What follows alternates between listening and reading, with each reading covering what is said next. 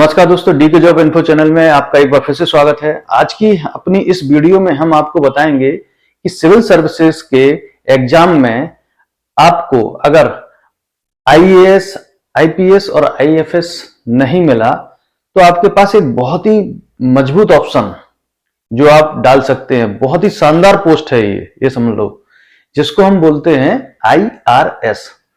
वैसे तो यूपीएससी में जितनी भी पोस्ट हैं सभी अपने आप में शानदार है, सभी अपने आप में बहुत ही इंपॉर्टेंट हैं, पर एक अपनी पर्सनल चॉइस होती है हर किसी की कि हमको इस विभाग में जाना है या इधर काम करना है। किसी को वर्दी का शौक होता है कि हम पुलिस में जाएं, किसी को शौक होता है कि हम आईएएस बने, किसी को शौक होता है कि हम विदेश सेवा करें। वो अपने अपने शौक होते हैं, पर हमारे नजरिए से हम आपको एक चौथी पोस्ट बताते हैं जिसको बोलते हैं आईआरएस, इंडियन रेवेन्यू सर्विस। तो इसमें क्या होता है, चलिए इसके विषय में हम आपको बताते हैं।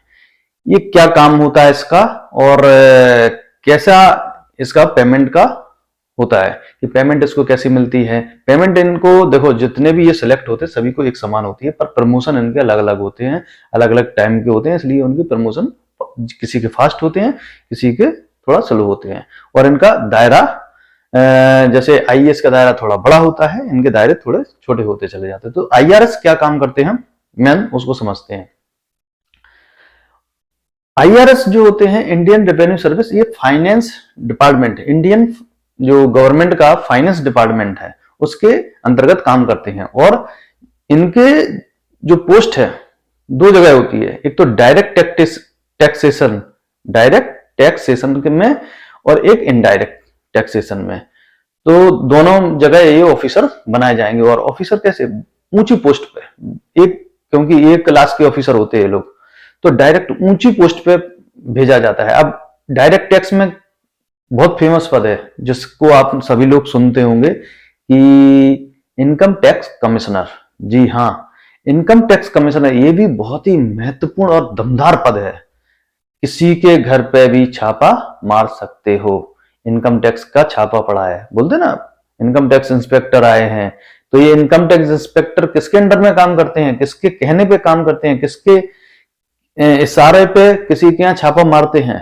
जी हाँ, ये इन्हीं ऑफिसरों के, जिसको हम बोलते हैं आईआरएस, इन्हीं के कहने पर, इन्हीं के बताए हुए रास्ते पे चलते हैं ये इनकम टैक्स इंस्पेक्टर। तो ये बहुत ही इंपॉर्टेंट है कि ये लोग डिसाइड करते हैं कि किसके यहाँ आज हमें छापा मारना है, किसकी जांच करना है, कैसे इनकम टैक्स को बढ़ाना है, कैसे कलेक्ट, ये सारी जिम्मेदारियां इनके ऊपर होती हैं कि गवर्नमेंट के लिए टैक्स की चोरी को रोका जाए और टैक्स को बढ़ाया, गवर्नमेंट की रेवेन्यू को बढ़ाया जाए। तो ये काम आईआरएस का होता है। ये तो डायरेक्ट वाले का है। इनडायरेक्ट वाले का क्या काम होता है? इनडायरेक्ट टैक्स कौन से होते हैं?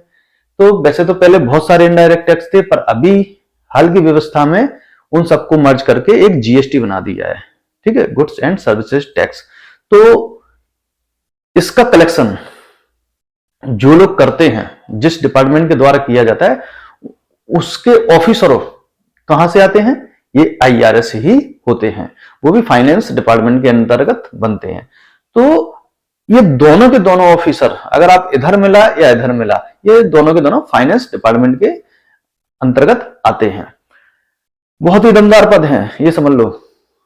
कहीं भी अभी देखो जीएसटी ऑफिसर का छापा पड़ा बोले तो हड़कंप मच जाता है, पूरे बाजार में हल्ला मच जाता है, घबरा जाते हैं लोग, क्योंकि हमारे देश में टैक्स चोरी ज्यादा है। लोग टैक्स को सही तरीके से भरते नहीं है, टैक्स भरने से बचते हैं, टैक्स चोरी के रास्ते अपनाते हैं। तो इनका डर तो रहना ही रहना है। तो ये समझ लो, ये ऑफिसर इसलिए बहुत फेमस है। जितना फेमस आईएएस का पद है, आईपीएस का पद है, उतना ही फेमस ये भी है, आईआरएस। तो अगर आप आईआरएस बनना चाहते हैं तो आपको वही करना होगा जो आईएएस की प्रिपरेशन के लिए करते हैं हम, वही सिविल सर्विसेज एग्जाम की तैयारी करना है, उसी में देना है, उसी के एग्जाम पास करना है। अगर आपको रैंक मिलती है तो आप अगर उस इंटरव्यू भी क्वालिफाई कर जाते हैं, फिर आपकी रैंक मिलती है, तो हो सकता है आपको आईएएस ना मिले, आईपीएस ना मिले, तो आपको अगर ये मिल गया तो ये भी, जैसा कि हमने बताया, तो बहुत ही दमदार पद है, बहुत ही अच्छा पद है, तो हो सकता है आपको ये भी मिल जाए।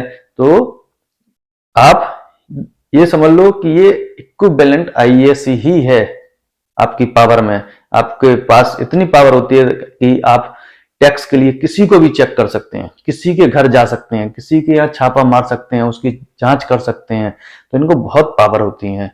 तो आशा करता हूं कि आपको ये पद बहुत ही अच्छा लगा होगा, और जब भी आप सिविल सर्विसेज के लिए अप्लाई करेंगे तो इसको प्रायोरिटी ऊपर की ओर देंगे। कई लोगों की अपनी अपनी चॉइस होती है, पर आप इसको प्रायोरिटी दे सकते हैं, क्योंकि आपके पास डायरेक्ट पावर होती है, प्लस आपके इशारे पे काम करती है। जो जनरल पुलिस भी होती है वही आपके इशारे पे काम करती है, आपके अंडर में वो काम करती है।